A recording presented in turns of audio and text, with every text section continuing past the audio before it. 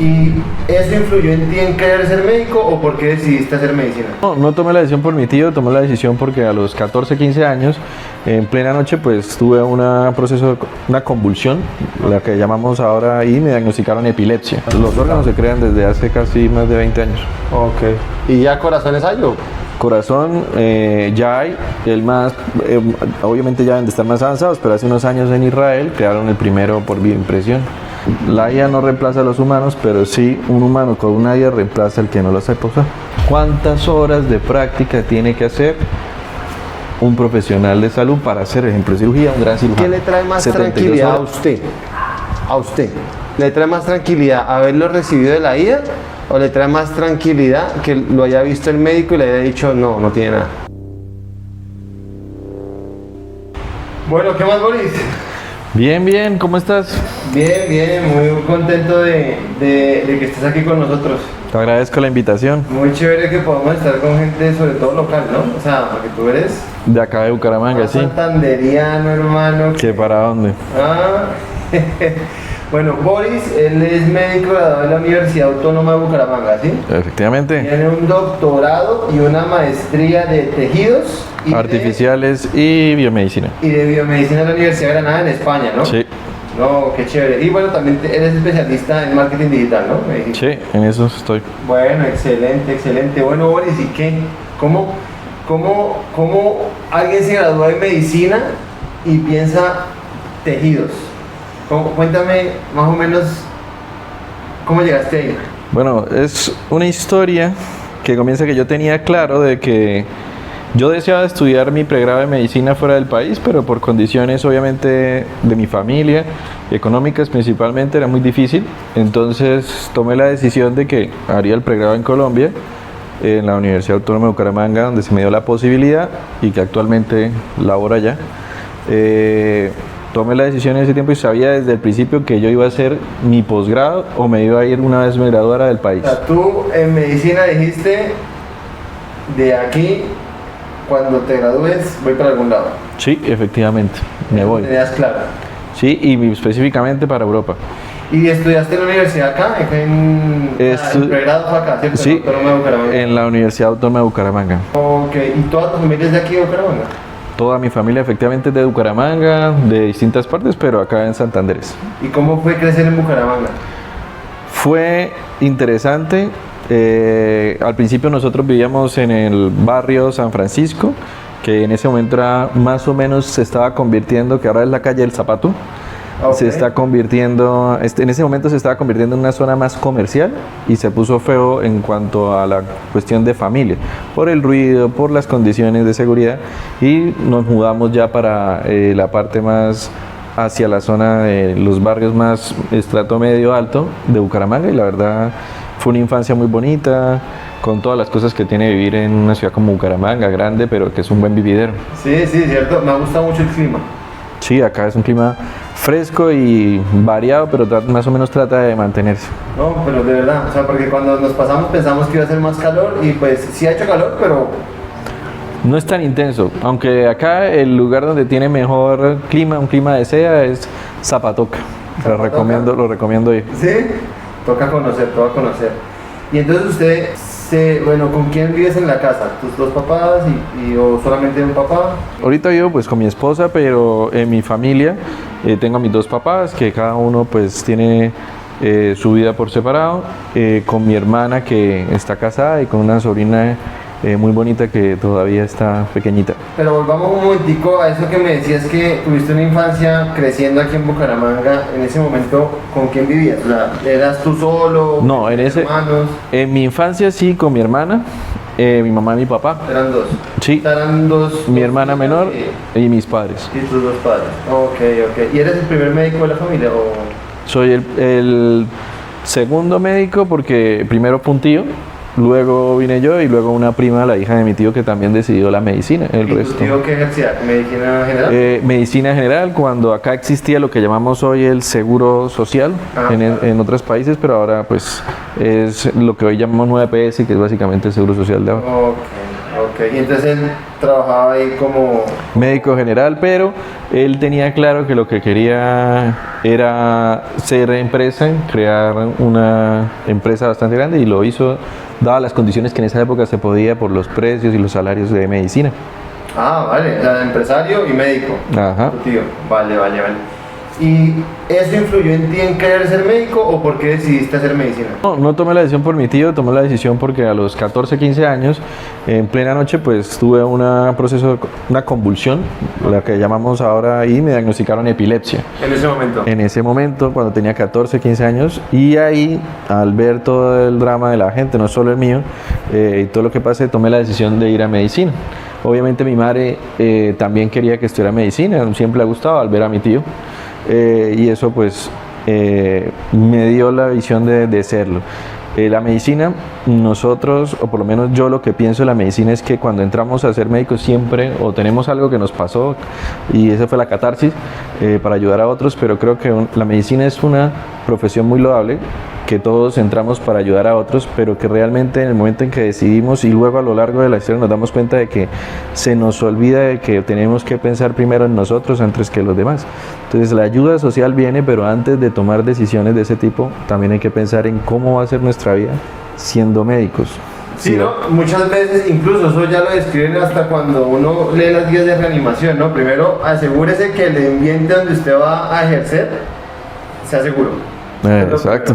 Y ya luego sí entre a rescatar. Mucha gente se le olvida a veces que se enfoca o se enfrasca mucho en vamos por el paciente, no sé qué, y se le olvida uno mismo, ¿no? Entonces eso pasa muchas veces y es más común de lo que uno cree en la medicina, ¿sabes? Lo veo mucho sí. en muchos casos.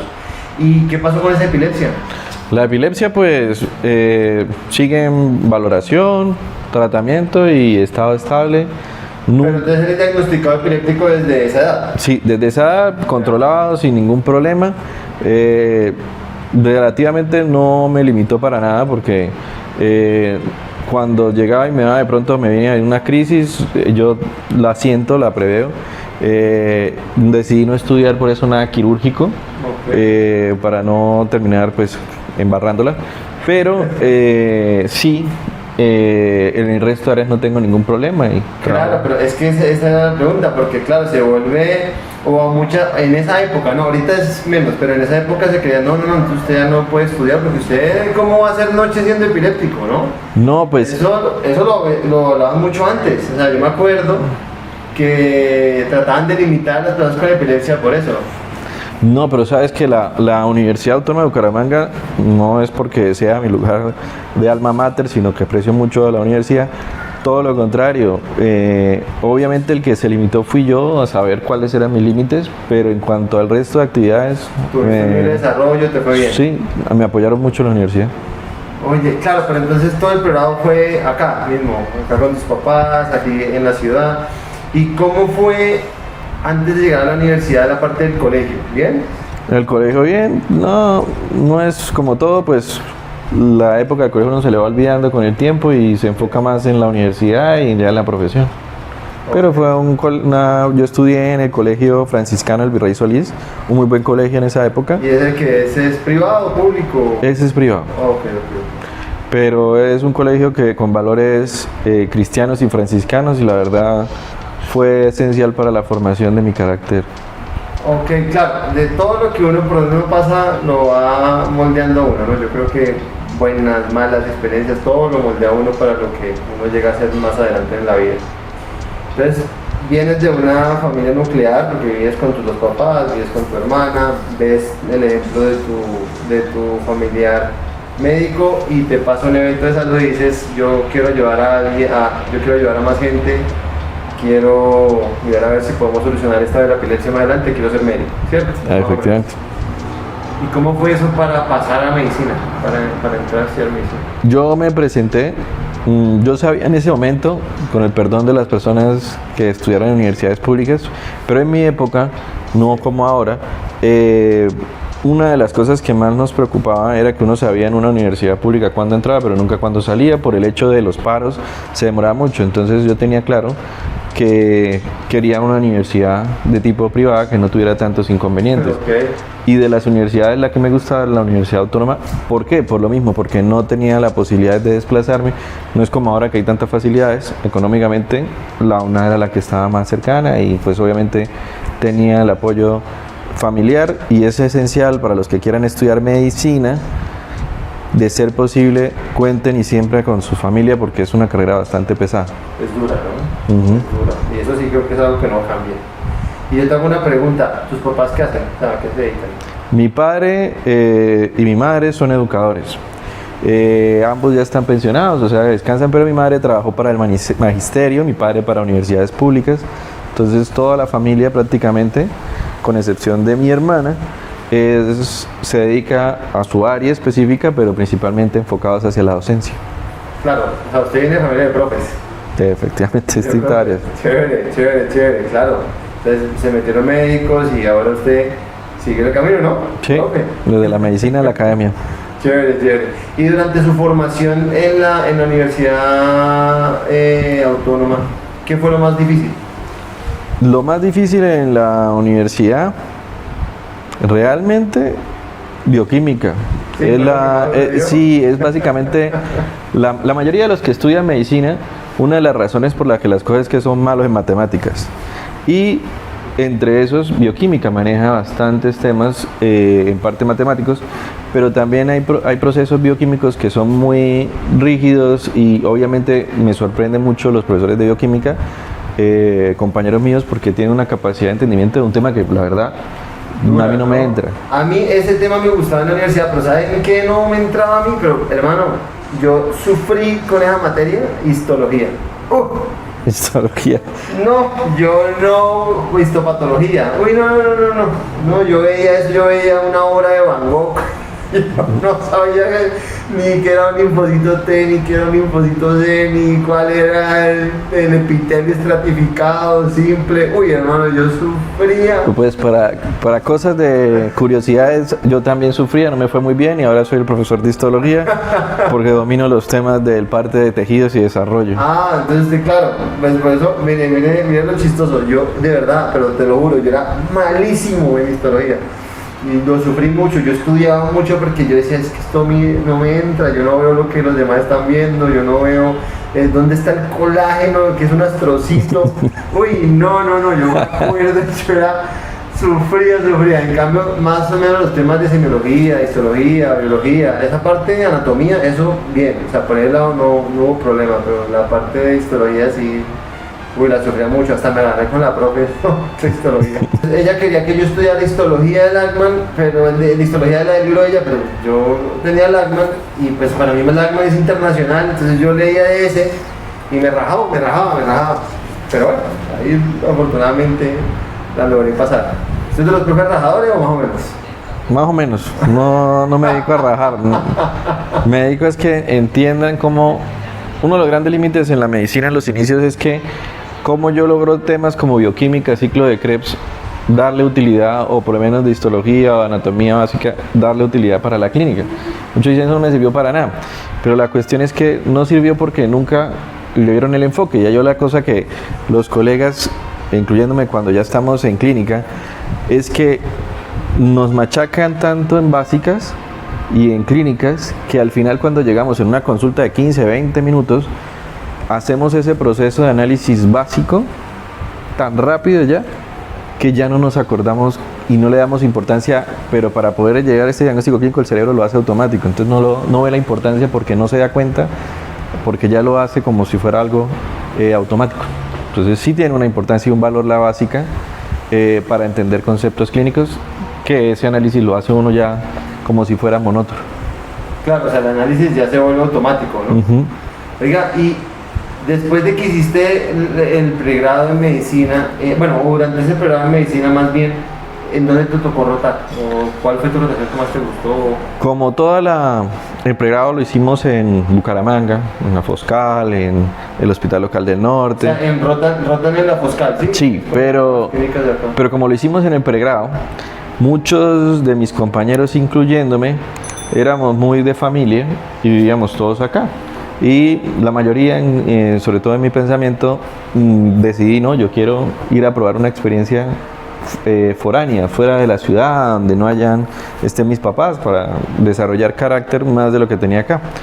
Hice el Hotel Mamá. Y la universidad nos abría la oportunidad en esa época de ir al Hospital Universitario Erasmo Meos de Cúcuta, donde íbamos, a Cúcuta, acá? sí, que atendía pacientes que venían de Venezuela y pacientes de Cúcuta, de San Antonio, toda esa zona.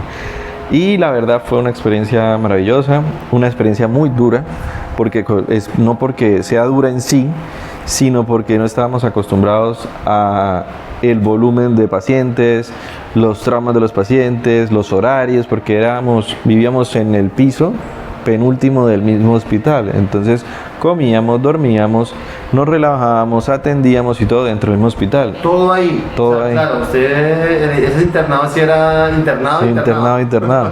Cumplía todos los requisitos. Claro. Entonces, ¿Te daban la comida o...? Daban la comida, pero sinceramente la comida en esa época del hospital no era la mejor. Obviamente era un hospital público, universitario, tiene sus dificultades. La prioridad eran los pacientes. Pero alrededor pues salíamos a comer.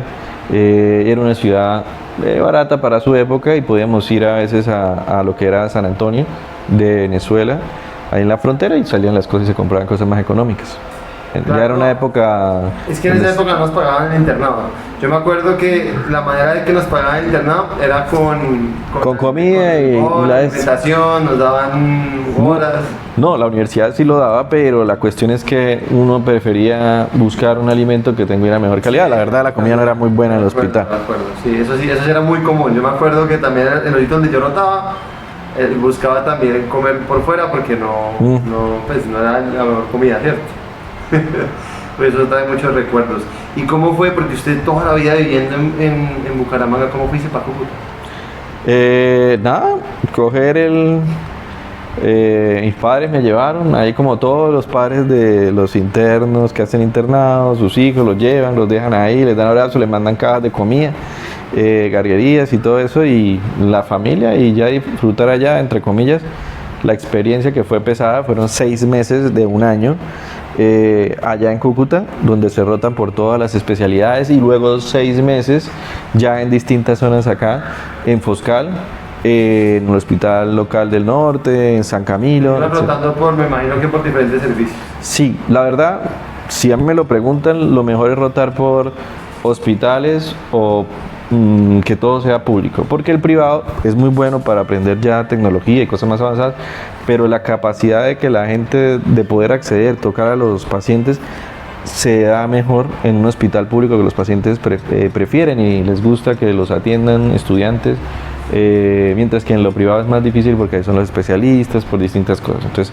mi consejo para el que vaya es pelearse una plaza en un hospital, un centro de salud público, más que en uno privado. Es mi consejo. Ok.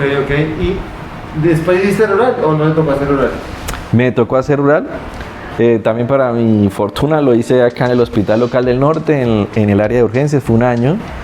Se aprendió mucho porque llega gente de muchas partes de la zona norte, y antes de ir a la universidad, al Hospital Universitario de Santander, ellos bajan, los pacientes pasan por el norte. Entonces había mucho trauma, todavía lo hay. La zona pues más crítica de la ciudad, llega mucho paciente complicado. Ahora, enlázame, ¿cómo terminaste buscando tejidos? No, yo nunca lo pensé. Yo tenía claro una cosa. O sea, ¿hiciste tu rural? Ajá. ¿Aquí estuviste trabajando cuánto tiempo? Yo estuve trabajando acá 1 año, año y medio. Hice auditoría de salud, me especialicé, tengo auditoría. Hiciste auditoría de salud. Pero hice la parte administrativa, la parte clínica, y yo sabía, mientras hacía los papeles para homologar, para irme hacia Europa, hacia España, que en esa época estaba el boom de homologar, y soy médico en España por convalidación. Vale. Entonces tengo la posibilidad, y obviamente puedo ejercer allá, no solo ahí, sino también en posgrados. O sea, perdón, ¿usted es homologado médico en España? Sí, soy médico en España. ¿De eso? ¿Cómo así? Cuando llegó la época que yo me gradué, era una época que una compañera se fue para allá. Sí. Y empezaron la facilidad para ir porque necesitaban médicos, y promovieron una facilidad para homologar, convalidar títulos. Yo metí los papeles como yo tenía la idea, ¿Y qué papeles te pidieron? Porque es que mucha gente que nos ve de pronto está pensando en esa opción, de pronto ya cambiaron cosas, pero más o menos en esa época, ¿qué te tocaba hacer de pronto? en esa época había que sacar todo apostillado por la Haya, porque todo tiene. Si pertenecían en ese momento o ahora a una universidad que ya se le reconociera como alta acreditación, que es una ventaja, busquen universidades de alta acreditación, no necesitaban hacer a veces pruebas de exámenes, sino que ya como tenían alta acreditación, eso era homologable directamente solo con burocracia, con documentación en las instituciones. Entonces yo presenté en España, Ministerio de Educación, y pude hacer la convalidación rápido. Me salió en 8 meses. ¿Y te tocó pagar? Sí, claro, un intermediario. En ese momento. ¿Eso hace cuánto fue? Uf, eso fue hace más de 10 años. Sí, hace 15 años, entonces el precio era como de 1 o 2 millones de pesos. Estoy hablando de esa época, Claro, que ahora serían 3, 4 millones. Y en ese momento el momopunto había costado 200. Entonces, ¿por qué no se fue para España? No, yo me fui para España. Yo sí viajé. Pero homologado. Es que Homologado, ya me fui para España homologado, convalidado. Allá me presenté, tenía como objetivo, yo sabía dos cosas. Primero, a uno en la carrera, todas las universidades le meten, y sobre todo los colegas especialistas, que el único futuro es ser clínico.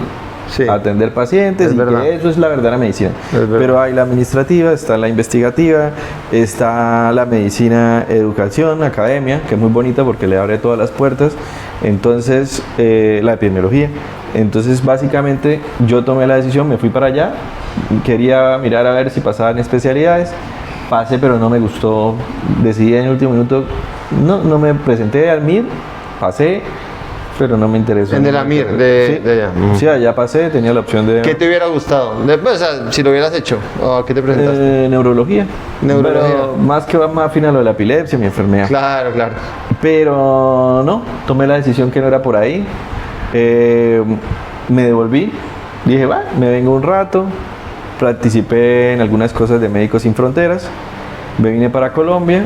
Y en Colombia estuve un tiempo trabajando en la parte administrativa, ya no me gustaba lo asistencial, y hoy en día, soy franco, no me gusta la parte asistencial. No es que la desmerite ni nada, sino que ya no me gusta. Todo el mundo llega enfermo, entonces no me gusta, entonces decidí salirme de ahí.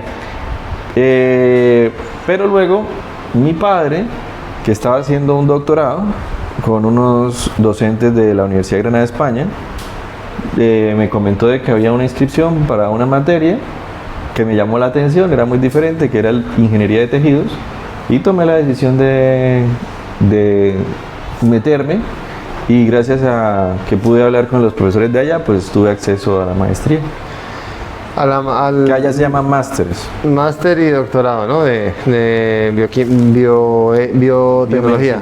Biomedicina. Ah, ok. Ya, pero entonces usted hace rural, homologa su título en España, se va para España, allá pasa la MIR, pero decide, vamos a hacer otra cosa. Yo no me veo haciendo turnos noche, no me veo haciendo cosas pesadas de pronto en el ambiente asistencial, quiero de pronto hacer otra cosa y enseñar, ¿sí? No, o todavía sabía. no, ahí todavía no se sabía. metió en eso. A mí no me gustaba la educación y dije que nunca en mi vida, jamás en mi vida iba a educar a Y nadie. el que no quiere caldo. Se le da 2 veces, sí.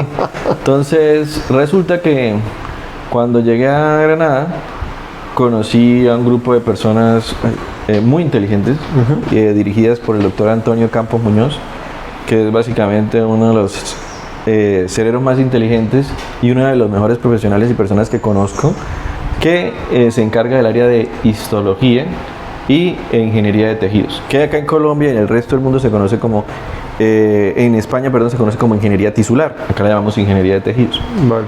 Ellos tenían unos laboratorios, ya crearon la primera córnea artificial mediante ingeniería de tejidos, entre muchísimas otras cosas que crean artificialmente, y pues se me dio la oportunidad, entré a la maestría. En ese tiempo me dieron la autorización para entrar a los laboratorios. Ayudé poco a poco, como empieza uno lavando trastos, empezando a ver todo, y luego ya creando tejidos artificiales, obviamente con la enseñanza de los profes, de compañeros. Hice mi tesis ¿Y doctoral. qué es eso de ingeniería de tejidos? ¿Qué es? La ingeniería de tejidos es una rama de la medicina regenerativa que utiliza células, que utiliza biomateriales y factores de crecimiento para nutrir en células con el objetivo de crear un tejido artificial que reemplace, repare o incluso mejore un órgano que alguien necesite. Ok, ya pueden crear órganos, todavía está Los órganos se crean desde hace casi más de 20 años. Ok, ¿y ya corazones hay o? Corazón ya hay, obviamente ya deben de estar más avanzados, pero hace unos años en Israel crearon el primero por bioimpresión. Hay riñones, hay córneas, hay pieles de las que ustedes se imaginen, y están trabajando en páncreas y en otros tejidos. ¿Pulmón? Pulmón hay unos, pero generalmente solo pequeños pedacitos, pero están O trabajando. sea, como por lóbulos, como Sí. por diferentes partes. Sí, eso se hace. Páncreas. Páncreas lo están haciendo, pero lo mismo, enfocados más hacia la diabetes y crean pequeños Como espacios o esferas. islotes, me imagino. Exactamente, esferas, ahí colocan las células y las insertan en un paciente. Vea, islote, ahí me acordé de un término histológico. El lote de Langerhans. Oiga, pero muy interesante eso de los tejidos, ¿sabe? Me parece muy llamativo porque salva muchas vidas. O sea, impacta en la calidad de vida. Sí, pero todo eso arranca de la histología. Uy, sí, no, terrible. Y por eso la histología la llaman el caballo muerto de la medicina. ¿Por qué? Esa es una historia que cuenta mi jefe, el doctor Antonio Campos, que la histología es el caballo muerto de la medicina. Porque en su momento, como solo era imagen muerta, entre comillas, un día decidieron que los histólogos vamos a utilizar esas células y empezaron a crear cultivos, y ahora básicamente es la base para crear tejidos artificiales. Súper. A mí me parece genial. Eso es lo que hacemos. Implanto, además pues yo lo viví, pero yo sobre todo vi implantes de tipo colgajo, de injertos en piel, córnea, No, ese tipo de nada, cosas. ya se crea a la medida.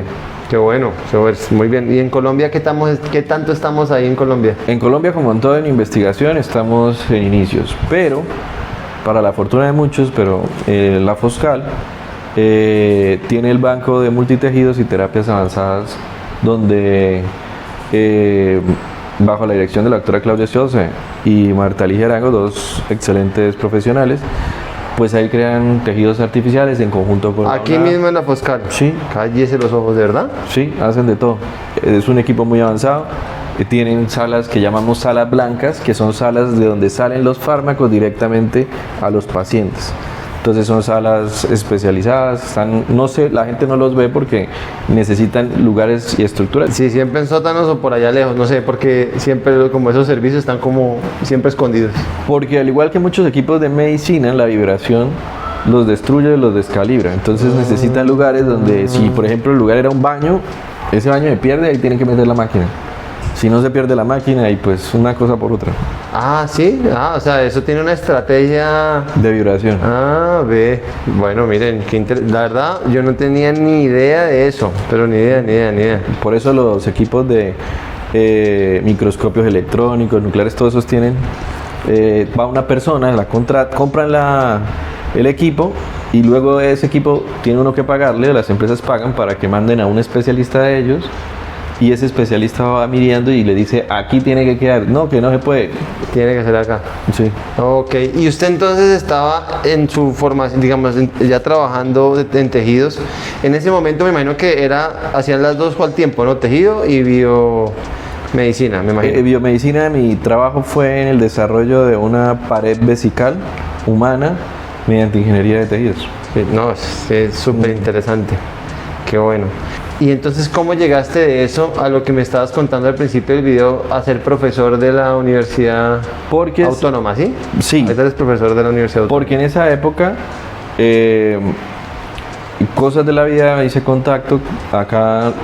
La Universidad Autónoma de Bucaramanga, específicamente a lo de la Facultad de Ciencias de la Salud, Sí. que es donde yo trabajo, porque el resto no tengo contacto con esas facultades, Ajá. porque quedamos acá en el bosque acá y en el jardín el resto.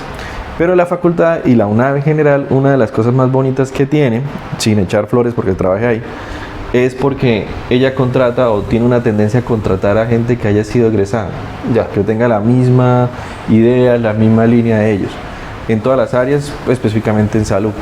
Y pues los egresados a veces nos comunicamos, yo tuve la posibilidad, me comuniqué con profes de allá y pues se me dio la oportunidad a través del decano, el doctor Juan José Rey, que abrió las puertas y tuve la posibilidad pues de trabajar. ¿Cómo llegué a la educación? Porque un día, en una de las cosas que tenía que hacer, en Granada, en los doctorados, exigen que uno haga algo de clases, sea talleres o algo, y me gustó mucho y ya dije, no, Usted pues, soy va en la médico, genética, hermano. soy educador, soy docente. Y me dediqué a eso, obviamente con un enfoque hacia el desarrollo más de la histología, luego la fisiología y la patología, que es donde hago trabajos y actividades y clases. Súper interesante. Súper interesante porque, bueno, pero vuelves un poquito como a las raíces, ¿no? Como retomas como ese legado de tus padres de profesor, de la familia, ¿no? Siento yo. Voy por la misma línea. Y ahora, ¿cuánto llevas ya de profesor?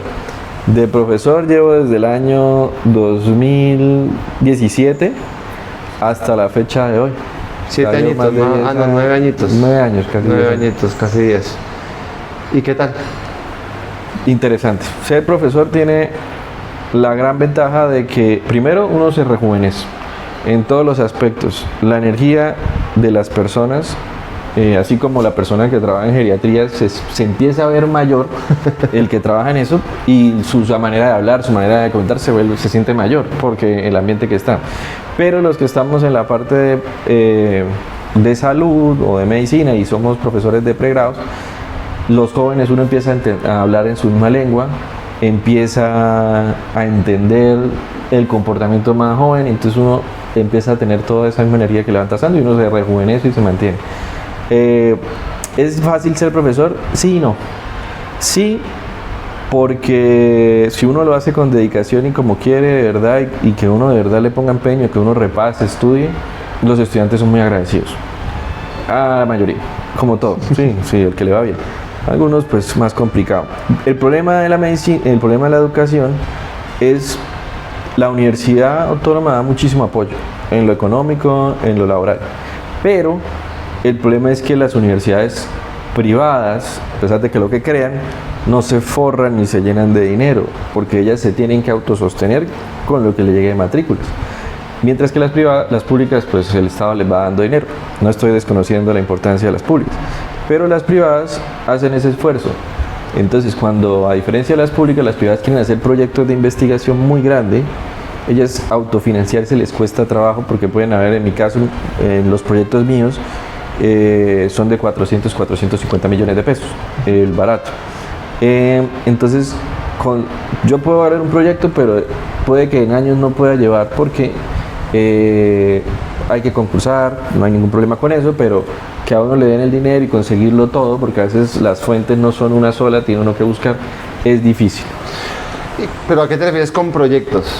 Proyectos, por ejemplo, quiero una píldora artificial mediante una técnica diferente, entonces para eso necesito dinero, son equipos, todo lo de medicina y todo lo de salud vale un platal. Ah, no, sí, de acuerdo, sí, no, eso no es gratis. Exactamente, entonces hay que mezclar eso con proyectos más de academia que son más económicos, no tienen tanto costo, más docente, que los proyectos de investigación clínica que son muy costosos y que por eso tienen cierta ventaja los públicos. Ok, yo te hago una pregunta, si tuvieras que volver en el tiempo, ¿volverías a hacer exactamente lo mismo que hiciste o cambiarías algo? No, exactamente.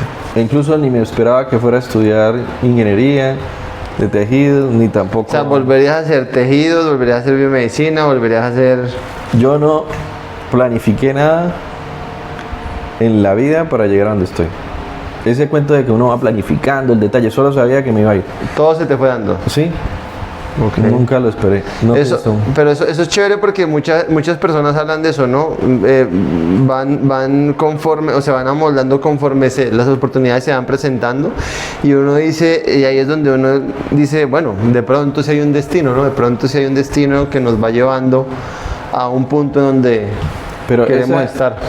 Esa es de eso tiene sus pros y contras. Para mí siempre ha sido positivo porque, por ejemplo, si yo me hubiera quedado en el molde de tengo que ser especialista y de esa forma pasa como me quedo ahí estancado y puedo morir y nunca especializarme por ciertas situaciones en las especialidades, que es muy difícil, hay muy poca plaza y muchas personas que quieren estudiar lo mismo.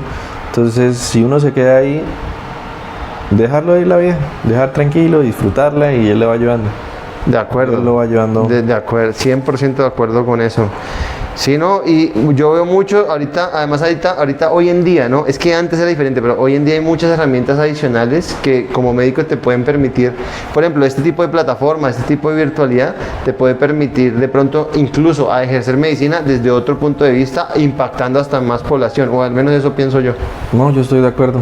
Y hoy el médico que no venda sus productos a través de redes, que son muy fáciles, no prospera. El mejor ejemplo es el cirujano plástico, que me gusta mucho darlo, que el cirujano plástico en un día puede hacer más dinero que todos los especialistas de cualquiera de las ramas, en un solo día, a veces en una sola tarde.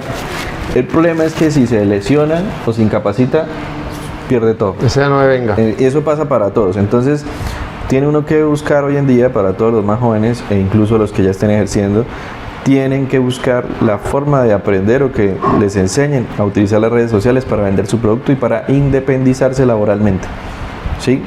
Sea de que trabajen en una institución educativa, sea que trabajen en clínica, etcétera, siempre hay que tener un ingreso adicional que puede convertirse en empresa con ese objetivo. El segundo es sin duda la inteligencia artificial. Hoy en día los radiólogos ya en general, tú metes a ChatGPT o incluso Microsoft está sacando ya ahorita una nueva versión para inteligencia artificial médica que los va a reemplazar a muchas ramas.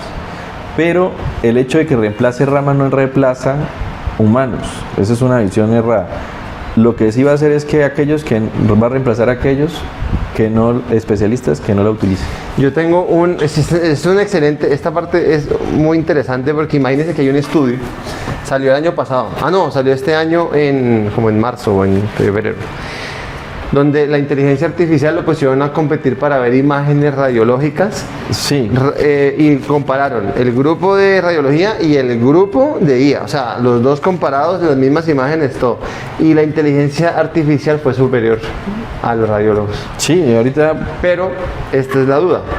Y esto yo se lo pregunto a veces incluso a mis pacientes que me llegan con esto de la IA.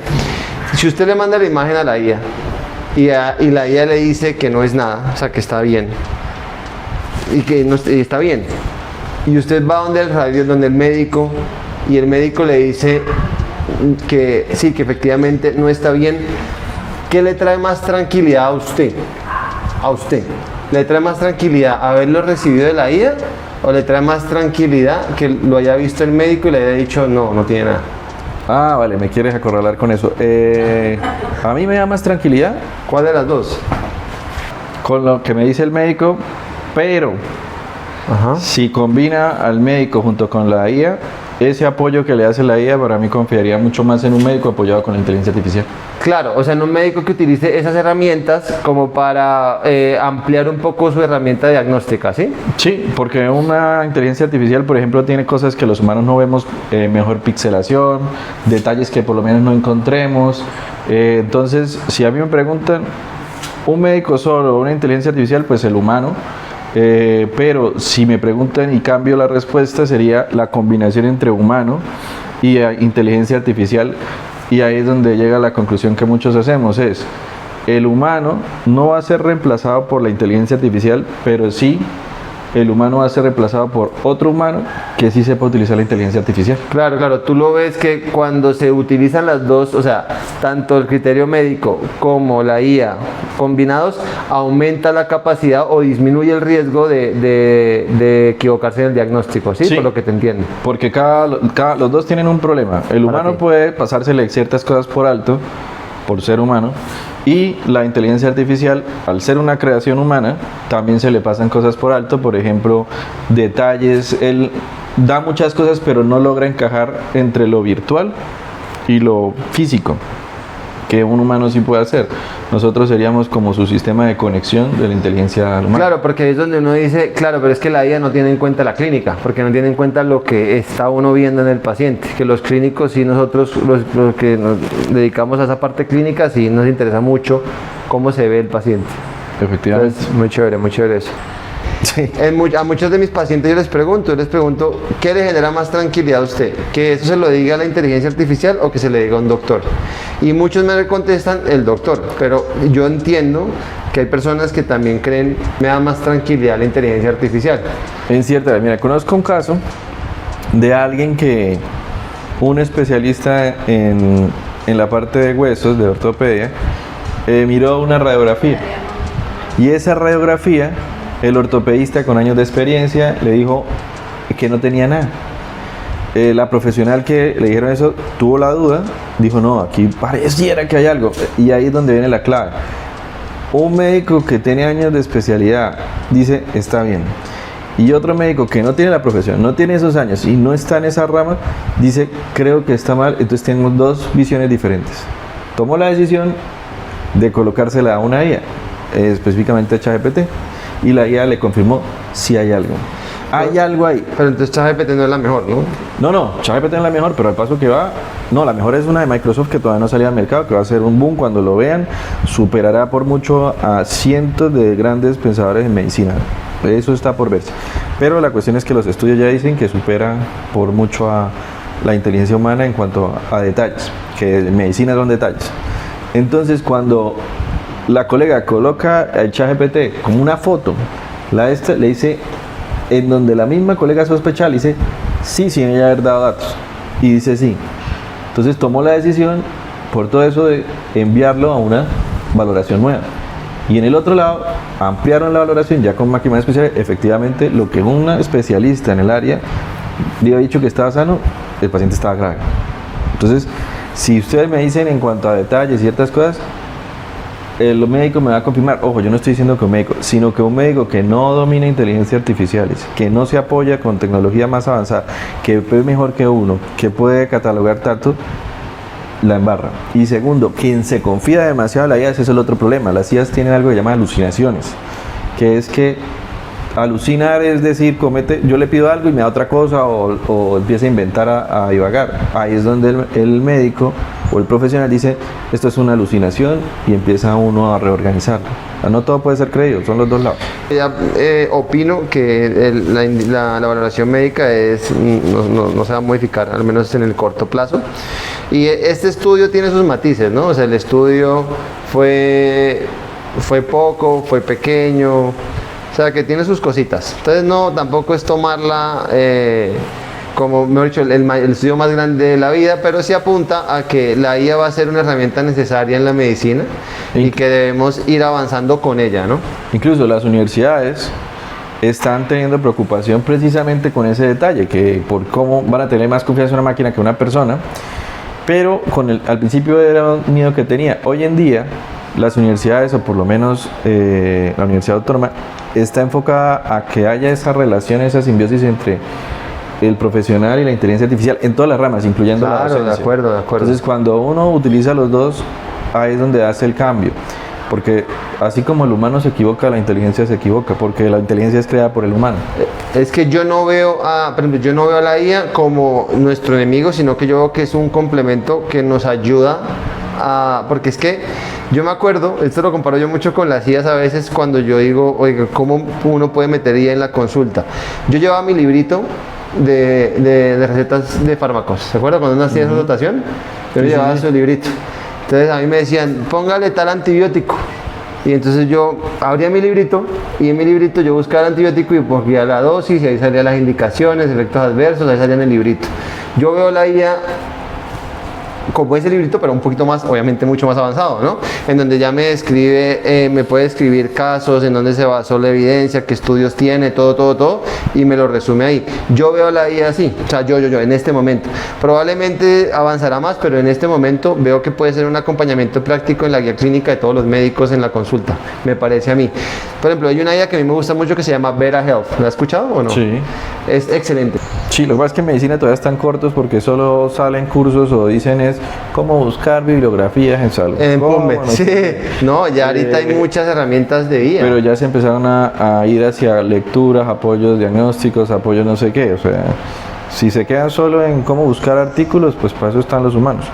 Hay que ampliar el horizonte. Pero se ha quedado muy lento salud precisamente por ese miedo, y es un miedo más de lo tradicionalista que realmente de la realidad. Y yo no estoy hablando de tradición de mayores o ancianos, sino me estoy refiriendo de que todo, que no, las máquinas no... No, pues es que reemplazan. nos han enseñado a usarlas. O sea, es que, claro, si no aprendes a usarlas, pues no tienes cómo desarrollar ese Por eso conocimiento. viene la frase, la IA no reemplaza a los humanos, pero sí un humano con una IA reemplaza al que no la sepa usar. Mire, está buena esa frase, es interesante, es interesante. Bueno, vamos a ver qué pasa. ¿Qué es lo que más te gusta hacer, profe? Lo que más me gusta hacer, profe, es, aparte de enseñar, es ayudar a los estudiantes a tener una visión más amplia. Mis estudiantes dirán si sirve o no, pero con un enfoque más clínico y un enfoque más ameno. Obviamente, en un salón, la idea de un profesor es al que es muy inteligente, en todos los grados, eso hay uno que reconocerlo. Hay gente que es muy inteligente, la capta rápido, a ese simplemente uno oírlo medio, cuando necesite enfocarlo. Al que va a medio, pues uno los va ayudando y los va empujando, y el que es muy malo, se tiene uno que empeñar más a ayudarlo a subir para que se nivelen todos, porque es una realidad, no todo el mundo le cuesta la misma facilidad unos temas, unas profesiones o algo, y hay siempre gente que pues sinceramente no es su profesión y se les nota, no quiero esto, pero o no era lo que esperaban. Oiga, ¿y qué es lo que más le gusta qué es lo que menos le gusta de su profesión? De mi profesión, el tradicionalismo. Estoy hablando tanto de medicina como de educación. Ok. El gran problema de la medicina es la tradición, cuando la tradición no es adaptativa a la realidad del medio. Y uno de los grandes problemas, mira, hay una de las discusiones más grandes en medicina que se dio a raíz de un problema de un suicidio de una especialista en Bogotá, un estudiante, y es sobre todo cuántas horas de práctica tiene que hacer un profesional de salud para hacer, ejemplo de cirugía, un gran cirujano. Entonces una visión antigua era de que él tenía que hacer no sé cuántas horas y turnos a veces de 72 horas, ojo, estoy hablando antes, 72 horas, y que ahora no salen tan buenos porque no están 72 horas parqueados. La pregunta que se hace y que uno le haría a eso es que muchos colegas tradicionalistas dicen, no, es que así es como se aprenden, que ahora son mediocres porque no están ahí. Entonces la pregunta es, ¿ese profesional o ese médico que dice eso dejaría que su hijo, su esposa, su hija lo atendiera, lo tratara o lo operara una persona que no dormía en 72 horas? Obviamente no. Pero como ese que van a atender no es familia, pues ahí viene el problema. Entonces, a lo largo de los años se ha mejorado la calidad de vida de los estudiantes, de los residentes, aún hay cosas que mejorar, pero sigue en esa discusión. Entonces es una tradición que no está justificada, no hay ningún estudio real que uno diga hoy en día esto es peor o mejor, porque todavía falta, pero la calidad de vida no se puede reemplazar solo porque voy a suturar mejor o porque voy a ver mejor. No, y para fortalecer un poquito ese argumento, de hecho hay estudios que impactan horas de sueño y calidad laboral, y entre menos horas de sueño tiene, más riesgo calidad laboral. De hecho en Estados Unidos me parece que el número cuarto es la iatrogenia, y lo asociaron mucho a pocas horas de sueño. Y en la profesión Entonces sí, de hay salud, ciertos estudios que la profesión de salud tiene ese defienden gran eso. problema. Sí, bueno, muy bien. Oiga, Boris, yo tengo acá una sección que se llama ¿qué medicamento sería? ¿Usted qué medicamento sería? Si usted fuera un medicamento, ¿con qué medicamento se siente identificado?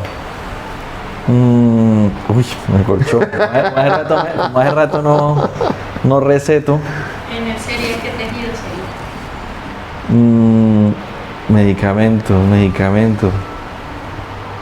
Pues sería como lo que a mí me gusta, adrenalina. ¿Adrenalina? ¿Le gusta entrar con toda? Sí, sí, la adrenalina. ¿Por qué? Porque la razón por la que una persona vive o muere es por la energía que le meta en cada momento de lo que existe. Y la adrenalina lo que hace es que cuando la vida se apaga, le da ese impulso para que continúe un poco más. Y esa adrenalina uno tiene que transmitírsela a las otras personas. Súper. Y pues parte es cambiar ese esquema mental. Con la adrenalina le mueve a uno todo. Oiga. ¿Y la adrenalina o la ira? Oiga, me gustó la respuesta. Y bueno, muchísimas gracias a todos por estar acá. Denle en suscribir. Si llegaron hasta acá, suscríbanse, denle me gusta, compártanlo, denle guardar. Muchas gracias por estar aquí en el podcast. Muchas gracias a Boris por acompañarnos el día de hoy.